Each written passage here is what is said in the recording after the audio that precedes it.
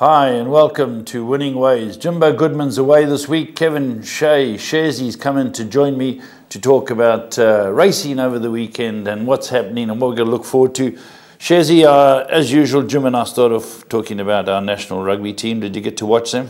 Yeah, we watched him, Lef. Yeah, diabolical. Sorry to say it. Yeah. Lost the game in the first 15 minutes. I'd like to say 10, but I'll give them the extra 5 for credit.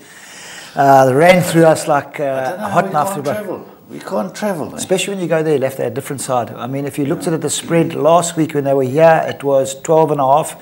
There it was 6.5. They didn't even need it. Yeah, Plus 6.5. Yeah, I was just thinking, Kev, which players came through with their head held down? Not too many, eh? Forwards were, I don't say woeful, because they're very powerful last week. They just never put it together. I think they're travelling. I don't know what happened. I don't know if the loose forwards are quick enough with their cover defence. You know, I'm not an authority, but we watch it enough. We're all watching enough to get comment. And it's damn disappointing, Kev. We keep thinking, well, we're gonna murder the English. We beat them in the first 2 tests. We get walked over in the 3rd test in Cape Town. Yeah, we comfortably beat them down here. We go away. We get rolled. Yeah, the problem is, Lef, if we could have tried to compare to the All Blacks game that we watch in the morning to the South Africa to watch in the afternoon, it's just it's amazing, Kev. All Blacks on their own line, give it 1-2 runs on the outside, try time. And Kev, it's like they start playing sevens second half. No, they're absolutely... they're fantastic to watch. For our Wallabies. Yeah, no, they're in the game till half time. Yeah. Fantastic. And Kev, let's talk soccer. Now, soccer is always interesting. Football's our game. Football's our game. And it shows how tough this league's going to be that Wolves managed to hold Man City. Unbelievable. Wolves holding Man City. If you'd said that last week... I mean, last year you would have laughed. I think Man City lost, 2 games last year.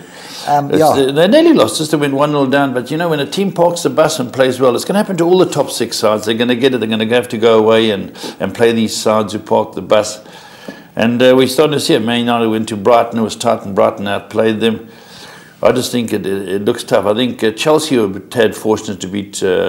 Lucky, very lucky, the OG on the left. I didn't think there was a penalty, as all of us discussed. Raymond was a ref, and he would say a very soft penalty. But these Stoke, these bottom sides, looks like, I mean, they're not going to win the league. No. We know that. They're fighting to stay in. Stay in, and that's where they get their money. And if they have to park the bus, they park. The hardest thing in the world. It's a matter of 11 plays 11, Kevin. If you've got a situation where Fulham can spend 100 million, these teams that have come up and spend money to strengthen their sides and just keep them competitive. So even if you're a great side, you're very good. I watched Arsenal play West Ham. They don't keep the ball anymore. Both teams are giving the ball away. 100%. At least I watch Spurs. They keep the ball. They might not be the best team, but they keep the ball. Man City keep the ball. Yeah, it's going to be interesting. Liverpool march on. 3 from 3. They found their strike. They got rid of them. I thought when they got rid of Suarez, it's going to be a very, very hard place to fill. Suarez 36 or 38. Gone. Coutinho, 38 goals a season left. You're losing somebody like that. How do you replace him? It's like you get Salah. Mo Salah, he's my boy. I love Salah. Everyone loves Salah. Salah's a great player, quiet guy, gets on with his game. Dodged the radar with Mourinho at Chelsea. Mourinho said he wasn't strong enough. He mentally wasn't ready for them. De Bruyne wasn't strong enough. And he let them go. Look at them today, Lef. Just shows you a little bit of time and a little bit of confidence. Tonight, Kev, you and I meet. May the best team win. Please, like I said, I'll take my point now, but we all want to win. I'll take my point. We never win up there. It's just one of those things. Last year, flick on from Lukaku, in went Martial. We lost 1-0. We're controlling the game. We just can't win up there. Is Mourinho still favourite to go? At the latest year, he's 4-1 with Aston Villa. I think Rafael old Villa's boy. Villa's boy. Villa's boy. That's a league lower. Yeah, he hasn't started in Stoke. Stoke, there are 2 favourites to go. Stoke and a Stoke. Let's go and have a look at some racing. Let's come on to the 3 to follow.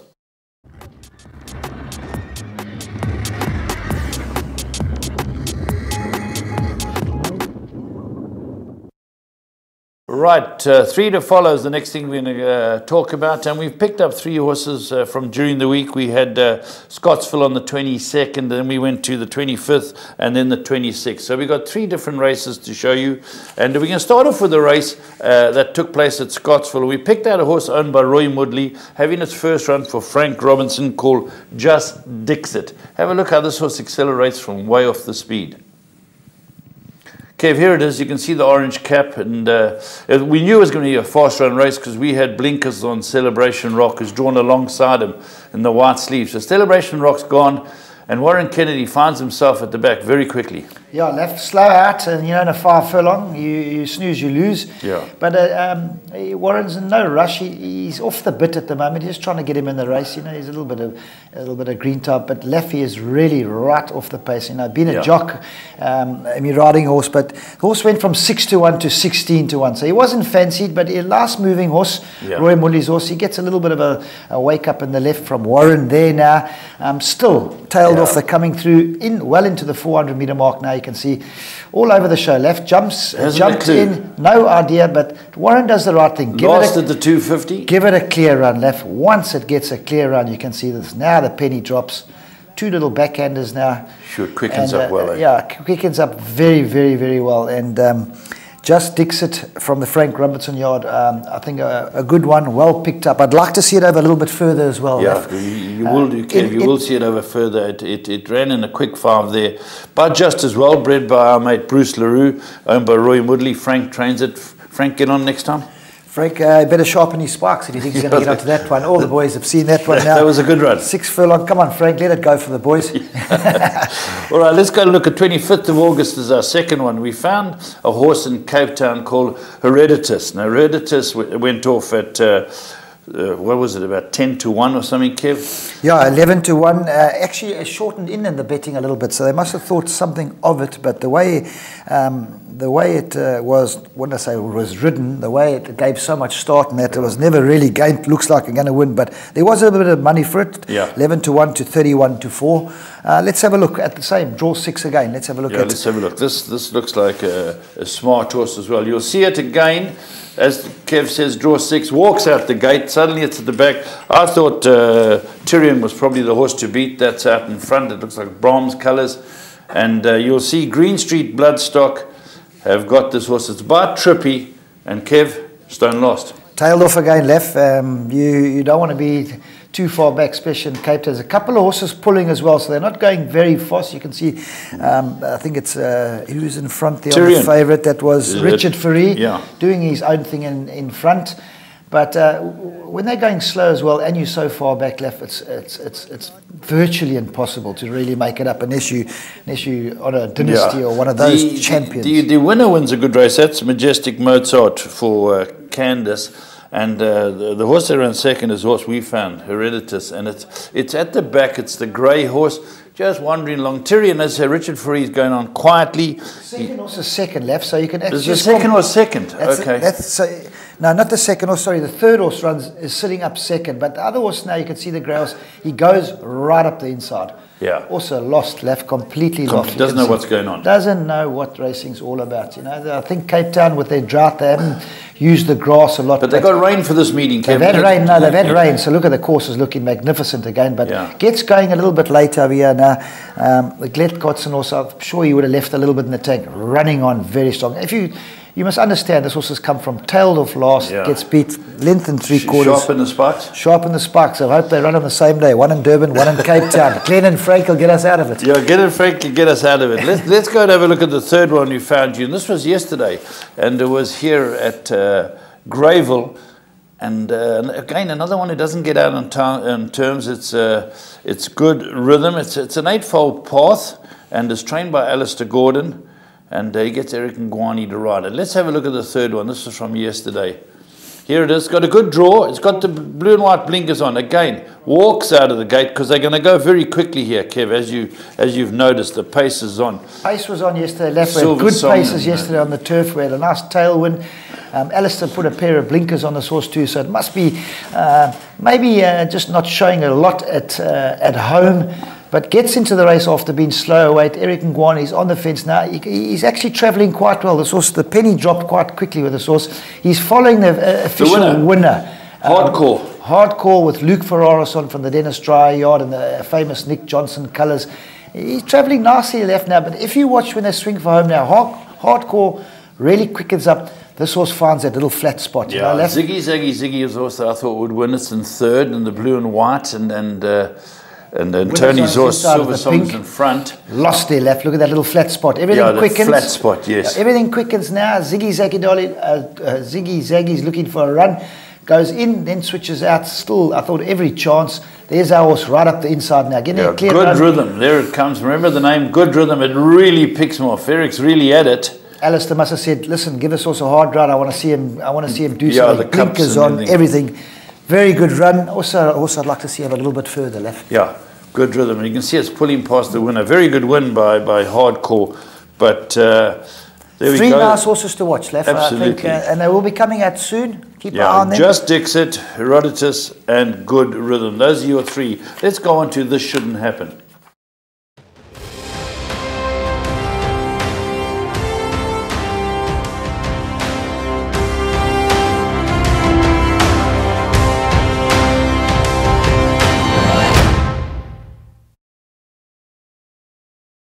There we go. This shouldn't happen. There's that guy stretching that horse out. The funny things they can do with horses, amazing what they can do. And this shouldn't happen. You can see the full version on YouTube if you want to go and watch it. But that was This Shouldn't Happen. Let's go and have a look at the plum of the week.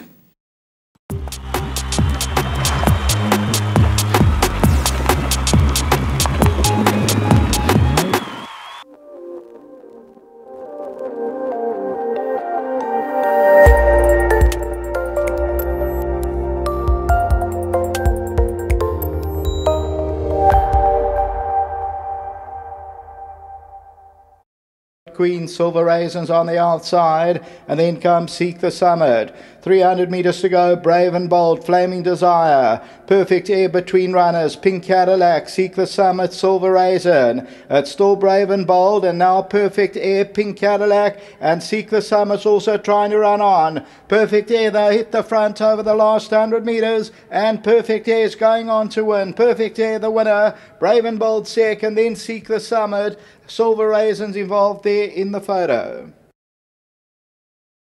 Well, there we go. Perfect Air. Looked to be the plum, Kevin. A beautifully bred horse, and it's going to go further. Two-edged sword there, Lef. Double-edged. Double-edged sword, yeah. Plum of the week and horse to follow. Definitely. Wait till this. That was a 14 on a fast track with a tailwind. It won a mile the time before that, and you could see Sean was a little bit at it, turning for him, but once he turned for him, and he was very transparent. He said, whatever beats us will win, and one to follow. I think Perfect Air, as Dennis says, he took it to Cape Town. He didn't have that, was this year, he didn't have a very good season. Horses had viruses, brought them back, and look what we've done. One barrier trial, 3 in a row. 13 to 10, opening price 14 to 10. People were taking 18 to 10 about this horse with Interbet. Make sure you get on Interbet. You always get the right odds. And this plum, certainly there wasn't a moment of sweat there. Right, let's get back and we'll be talking to you after this break.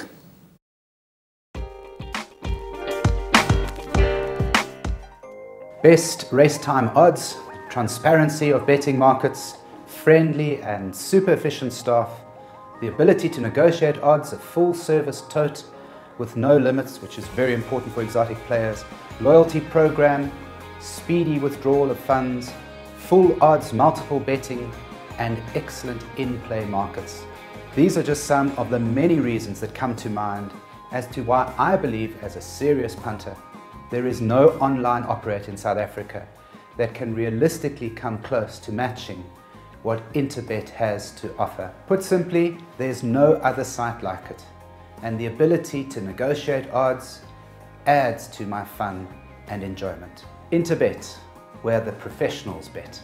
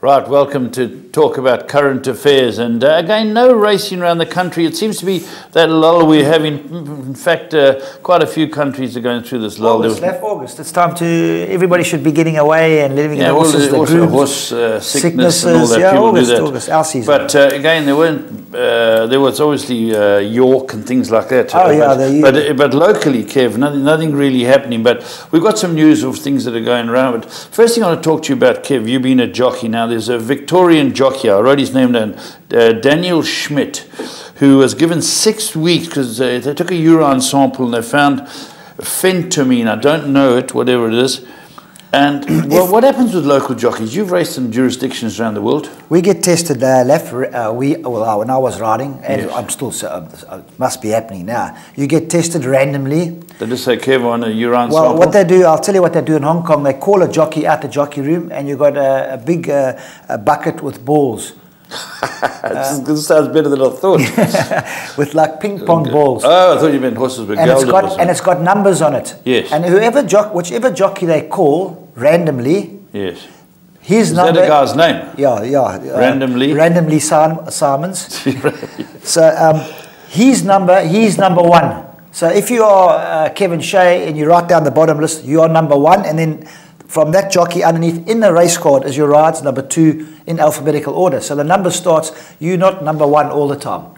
How many do they do a day? Sometimes none, sometimes 3? No, they do. In Hong Kong, I think I think it's 5, and then they've got a Starpenish who's got a freebie. He can call somebody that he thinks doesn't look right or... Still drunk. Yeah. What are they looking for? Prohibitive substances, cocaine, alcohol. Mainly, do you ever have to blow? Yeah, you blow first. Okay. You do a breathalyzer first, and then you do a urine sample. If you cannot do a urine sample an hour after the last race, they take a blood test from you. That is worldwide. So, and then, Kevin, you get the results back later. Yeah. No, you don't get the results back at all. The jockey club gets the results yes, back. that's what I mean. When they call you in, then you know the results not in your favour. Then you start sweating. Yeah, it's funny, I had a positive in Hong Kong from going to the dentist. And Novocaine or something? I don't know what it was. It was the anaesthetic they put in. On a Tuesday, I went and had a tooth extracted, and you asked the dentist to give you the list of things he gave you, and that gets sent to the jockey club because it is the jockey club's dentist. Was it a wisdom tooth? And funny enough, this guy, he left out one of the things he gave me. And the jockey club phoned me and said, listen, you got a positive from your sample on Wednesday at Happy Valley. And I said, positive what? They said, it's... Must be Novocaine or something. Well, it was something. So anyway, we went there, and the dentist had to come in inquiry with me and explain his case, why he made a mistake by not putting it in. They knew he never put it in. But that's what came up positive. But they have to go through the procedure. Left 2 hours sitting there. And what did you end up free? Free. I walked away free. But the guy had to explain himself, and he got severely rapped on his knuckles for not putting every single thing that you put in the body. If one stays for more than 7 days, he's got to say to you, listen, you can't ride on Saturday because this will be in your system. And he's got to notify the jockey club, which he didn't. And I'll give you another example. Cedric Signon in Mauritius. He got positive for a sleeping tablet. So the jockey club said to him, he said to him, I took a sleeping tablet. They said, that's fine. Bring your prescription of the sleeping tablet. He didn't have a prescription. He got arrested by the police because he didn't have a prescription. So he's taking a drug. Scheduled drug. Scheduled drug without a prescription. So it's very, very strict, and it's very run by, and I think it's a very good thing. But recreational drugs. You can't have a guy who's half drunk riding your horse. Never mind the half drunk, and the drugs slow people down in a race. You've got to be able to think with a split second. And if you fall or go up a horse's behind and go down, you're going to bring 4 or 5 guys down with you. So it's a very good thing, and guys do get tested. And so in South Africa, do they blow, please? Blow every day. I think there's 3 or 4 every meeting. Durban, Joburg, Cape Town. Please, you blow first. You get your name comes up. You go in, you blow, and during the course of the day, you go into the first aid room, and the guy stands behind you. And in Hong Kong, they video you everything. You've got to have a valet with you. You've got to have the guy who takes a specimen next to you, and it's videoed in front of you like this. So you can't get it. You can't cheat. Yeah. And that's the way it should be done, I think, and it's a good thing. So poor old Daniel Schmidt. Okay, let's move on, Kev. We're talking about, I'm going to speak to an American race. The Travers Stakes was won appropriately by a horse called Catholic Boy with the Pope gallivanting to Ireland. It beat Mendelssohn. You know Mendelssohn's O'Brien's horse. Reading about him, he had a disappointing. Was it the triple? Was the big race? The Derby. York and Goodwood. He didn't fire like he thought you'd. Which race are you talking about? He was the one he went to America in the. Phew. I don't know. Well, he ran second in this race, you know. And the reason I'm talking about Catholic Boy, it won very well, very good horse, is by More Than Ready. Now, More Than Ready has got Give Me the Green Light, who stands in this country, and he shuttles from America to Australia, and he's been sensational. So they're not shuttling him anymore, Kev. Is there any reason for that left, do you think? Well, he's just getting such a huge book of mares, and they said, and he's at a Windstar farm. So, like you say, maybe his book's full now. He's just so much, and he's getting older as well. And you know, and there's insurance involved. But More Than Ready, sure, what a good stallion. So that was Catholic Boy winning that.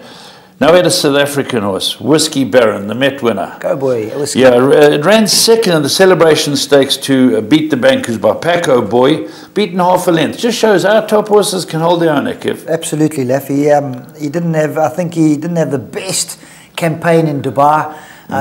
Even when I went to go and see him there too, he still hadn't adjusted to the climate. We needed more time. Well, I think Mark and Brett needed more time with him, and they didn't have it. So unfortunately. He showed a little glimpse, but he's coming back. He's coming back, Leff. He's coming back. He was always a very good horse. He's an Australian horse. They don't lose their ability. By Manhattan Rain. Yeah, he doesn't lose. They lose their form. And Kev, the horse who beat him by Paco Boy. Take a guess where he stands.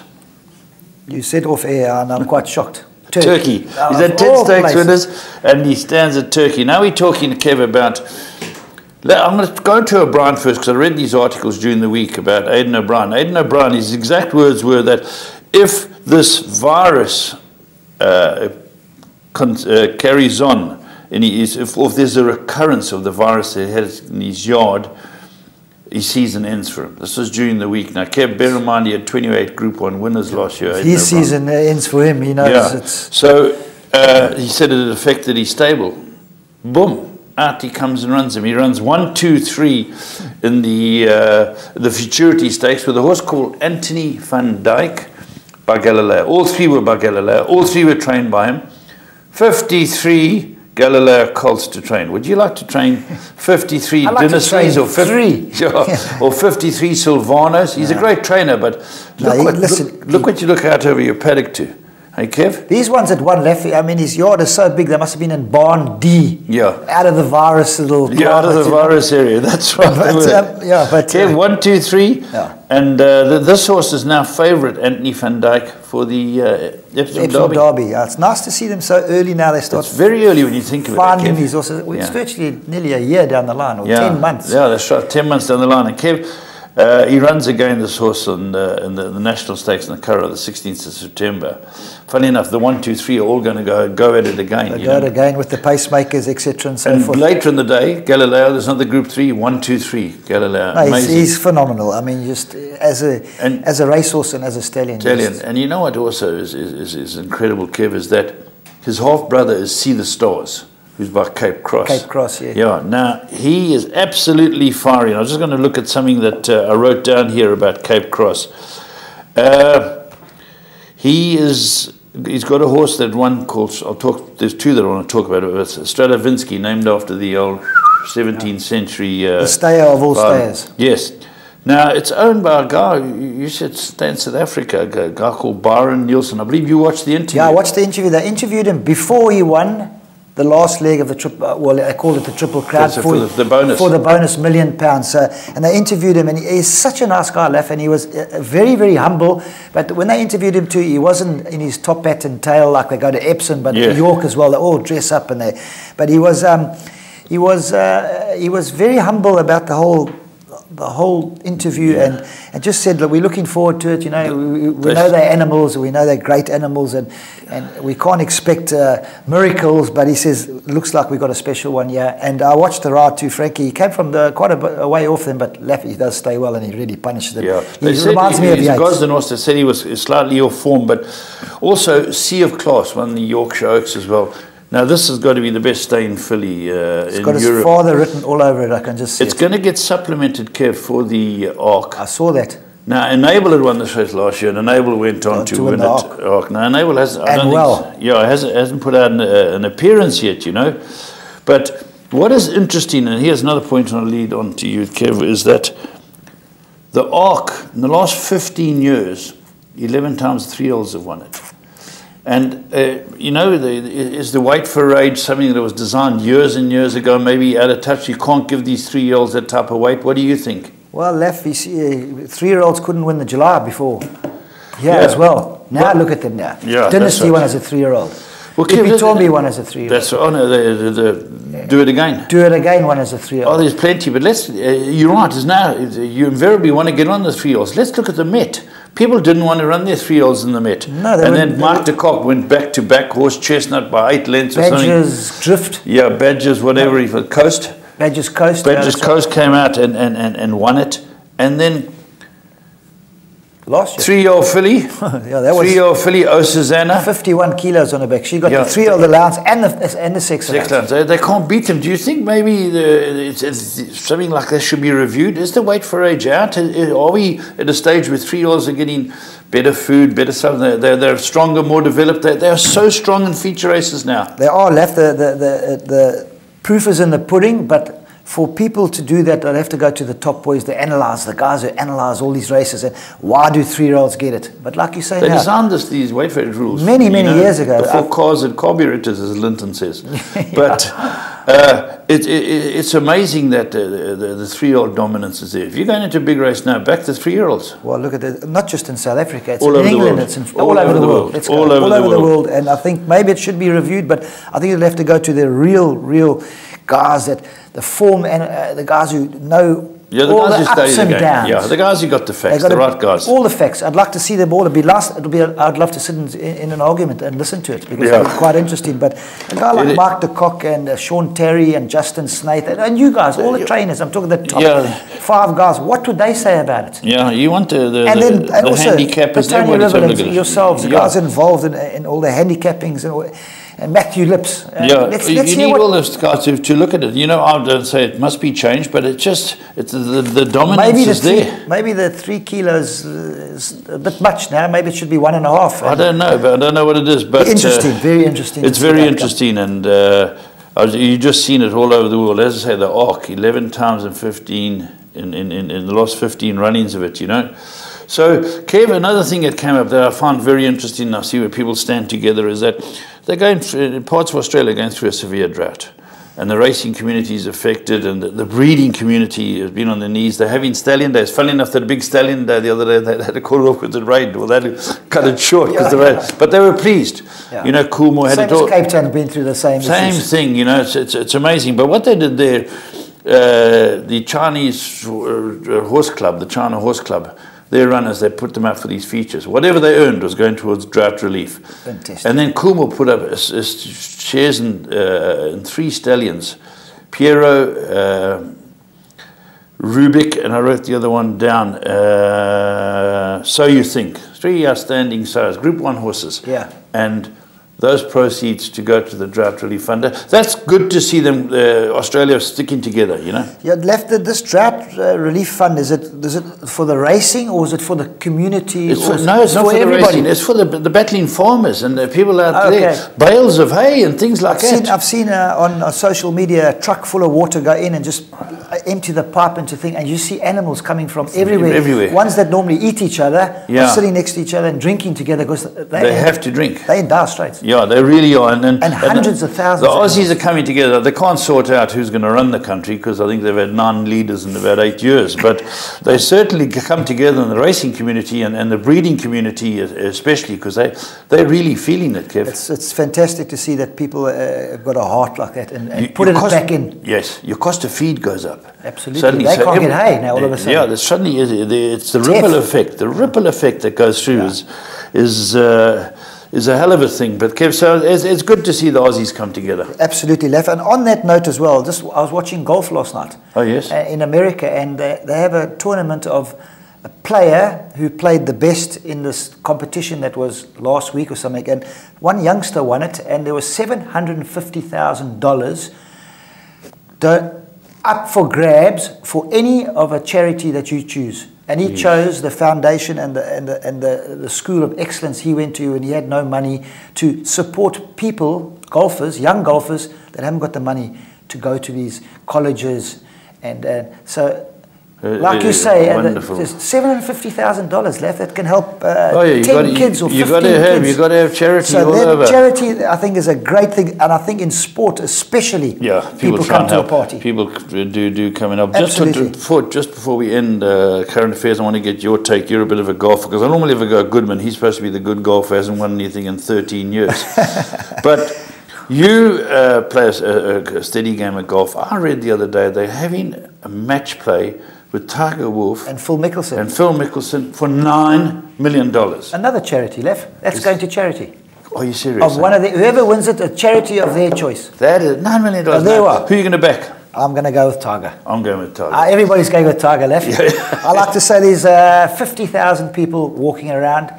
What are they? I think it's 14 majors plays 5 majors. Yeah, listen, no, listen. We understand that, but they've both admitted they're at the end of their careers. They're not as good as winners. They're major winners. They'll be lucky to win another major, but it's nice to see that two of the greats. Phil Mickelson's got a huge following in America. Fantastic player. With kids especially. Yes. And you know, his wife's been through the cancer and all that too, so he does a lot for charity as well. Tiger has changed golf, full stop. Yes, everybody, sport, world of sport. Even the players he plays against now are happy to see him back. And trying to do, because that's why they're getting money like they're getting now. They're playing for fantastic. So we both with Tiger Woods. We with Tiger. Let's go. I'm not against Phil. No, sure, but I want Tiger to go. I want him to go through. Yeah.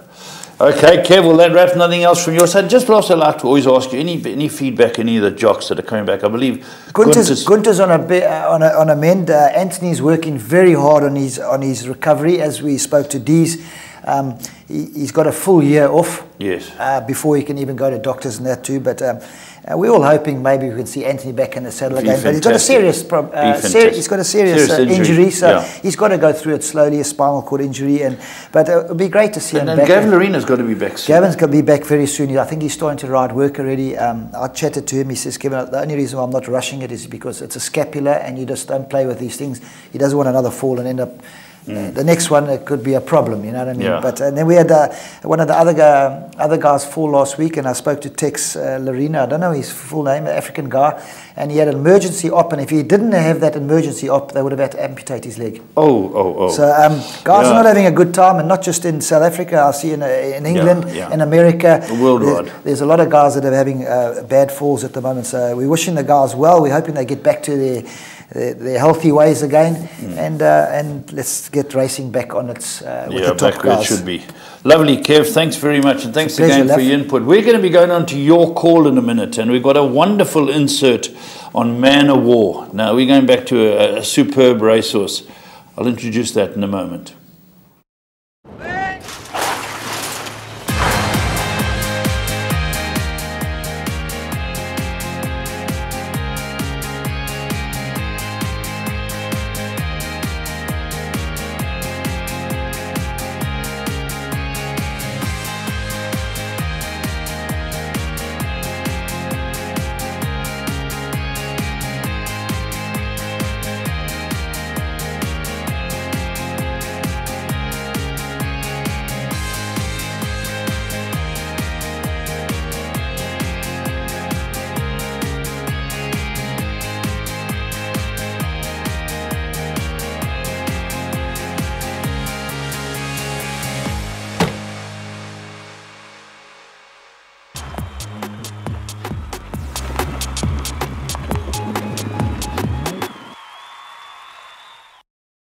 Right, welcome back to your call, and we're just going to tell you that we're going to show you a terrific racehorse. This is an insert that we got together on the legendary Man of War.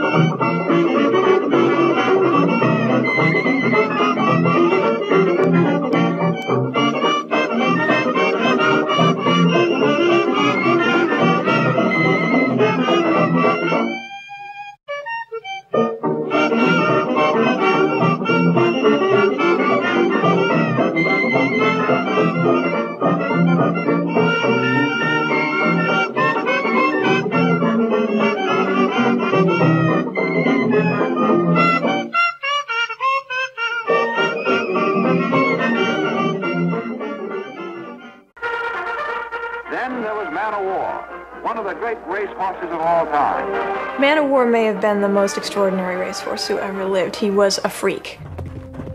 He was only beaten once in a 21 race career. He had a lordly, imperious, difficult temper. His trainer once said of him, he was hell to break, a headache to handle, and a catapult to ride. Man o' War was owned by Mr. Riddle, who actually ended up owning War Admiral.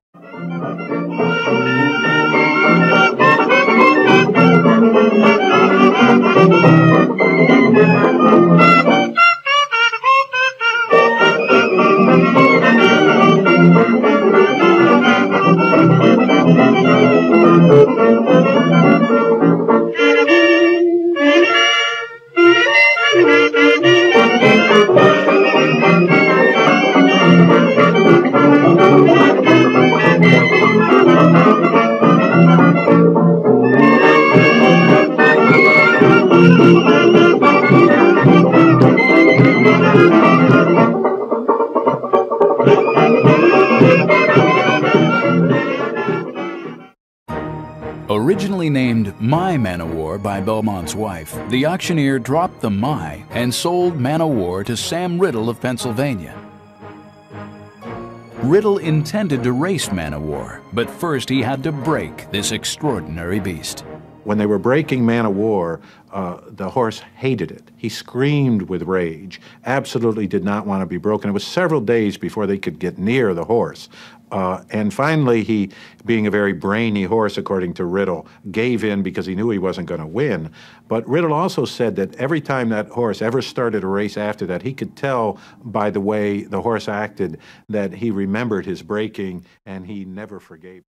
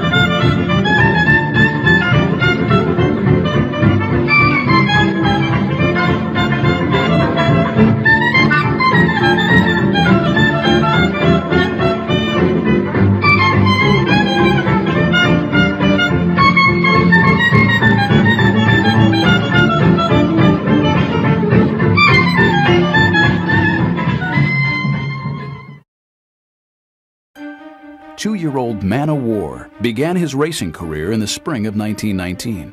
He made his debut at Long Island's Belmont Park, which had opened in 1905. At the starting line, the Red Giant exuded a fiery calm.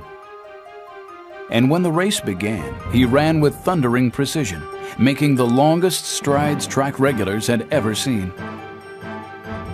The performance had the crowd checking their race forms. It was the first time they'd seen the name Man o' War, but it wouldn't be the last.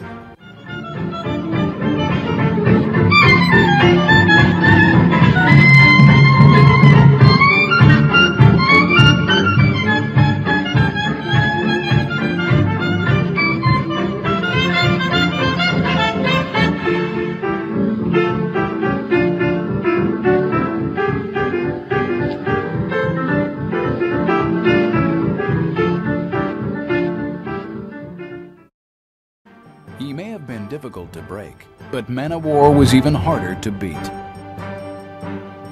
After his first 6 races, he remained undefeated.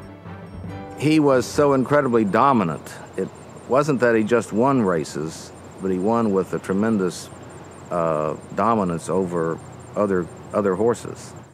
Man o' War opened fire, so to speak, during his 2-year-old season. At 2 years old, won 6 straight, was clearly an incredible horse, a horse for the future. They could tell.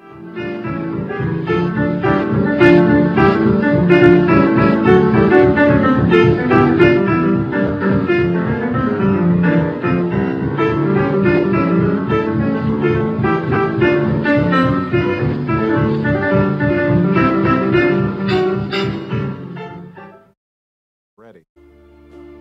Man o' War was the talk of the track, especially at Saratoga.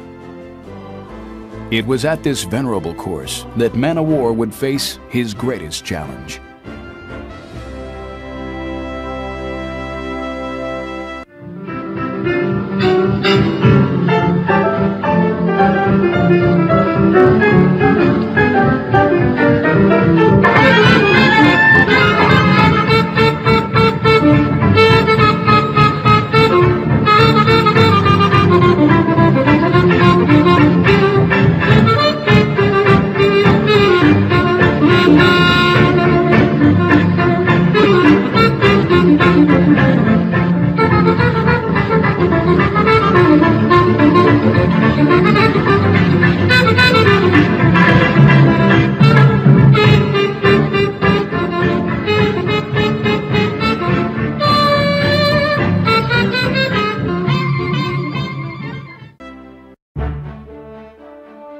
It was like going to see Babe Ruth play in Yankee Stadium.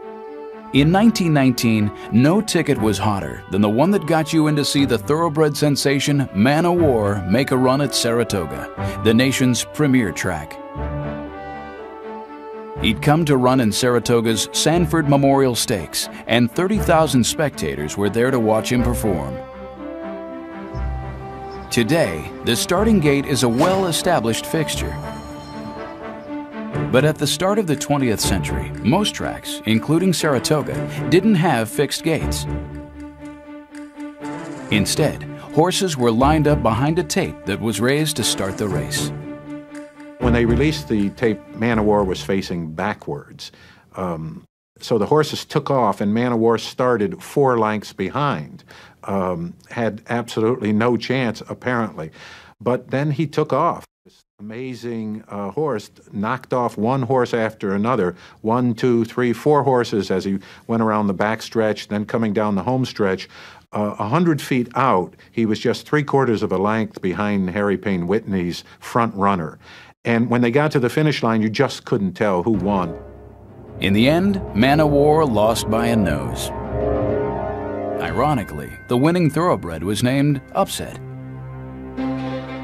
But Man o' War's narrow loss to Upset did little to break his stride. In race after race, Man o' War chewed through the competition. He won the 1920 Belmont Stakes by 20 lengths. In another race, he won by an incredible 100 lengths. He beat older horses, younger horses, and previous champs. No matter the competition or condition of the track, he always came out ahead. He had only 1 defeat out of 21 starts. He set a series of American and world records, some of which lasted for many, many years. The growing popularity of radio carried Man o' War's incredible success across the nation. People from every walk of life thrilled at the exploits of this thoroughbred champion. Man o' War became a national sports hero. It was the golden age of American sports, and these were the years of Jack Dempsey and Ty Cobb in baseball and Knute Rockne and football, really a marvelous period in American sports, and now they had an equine hero as well. In 1921, Sam Riddle retired Man o' War and turned his champion out to stud. He was out to pasture, but still in the public eye. On a farm near Lexington, Kentucky, Man o' War sired 64 race champions. Man o' War was really bigger than a racehorse. He really was a national hero. People literally went down to Kentucky, where Man o' War was retired, to see Man o' War. Thousands of people, year after year, would come down and visit this sort of living legend. And Man o' War's groom, who took care of him at the time, became a celebrity himself, Will Harbut. His description of Man o' War as the mostest horse became part of the lexicon. When Man o' War died at age 30, his passing met with fanfare normally reserved for heads of state. He was such a public hero that his funeral was broadcast on radio. They had a casket that was lined with the colors of Mr. Riddle's silks, and 8 or 10 dignitaries spoke, talking about not only his importance as a racehorse to the racing community, but his influence as a tourist attraction to the city of Lexington.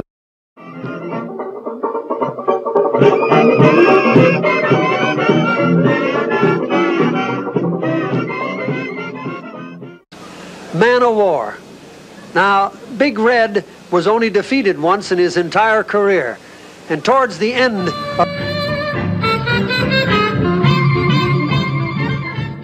of his 3-year-old year, this handsome big thoroughbred had done about everything that could be done, but he had not defeated the Derby winner of that year, Sir Barton.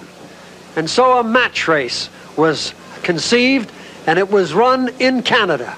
There's Jack Dempsey, the Manasseh Mauler, pictured with Big Red. And this particular race drew international interest, but it turned out to be an easy go for Man o' War. They're off and running. Man o' War takes the lead over Sir Barton. As they come around the first turn, it's Man o' War leading Sir Barton by a length. Turning into the backstretch, it's Man o' War by 2 lengths and going away. As they come around the far turn and into the stretch, it's Man o' War leading Sir Barton by 15 lengths and under a strong hold. And Man o' War is an easy winner. Man o' War won by 17 lengths, took 6 seconds off the track record. Just a fantastic horse. And the owner of the loser, Sir Barton, Commander Ross, said he was the greatest horse of all time.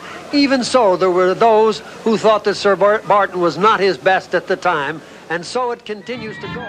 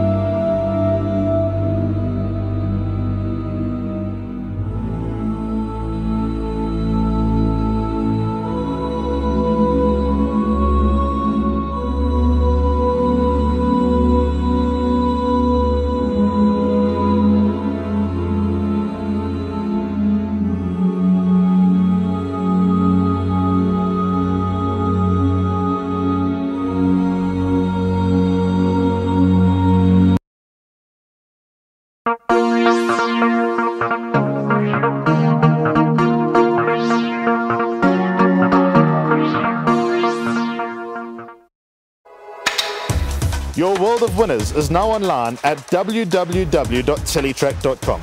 Simply subscribe to log into your account from any mobile device in South Africa and access a wide variety of content from our membership package options. Listen in via a live audio stream, catch live racing locally and internationally, or view a wide variety of Teletrack magazine shows to stay informed and updated on the go at any time. It's never been easier. Go to teletrack.com now.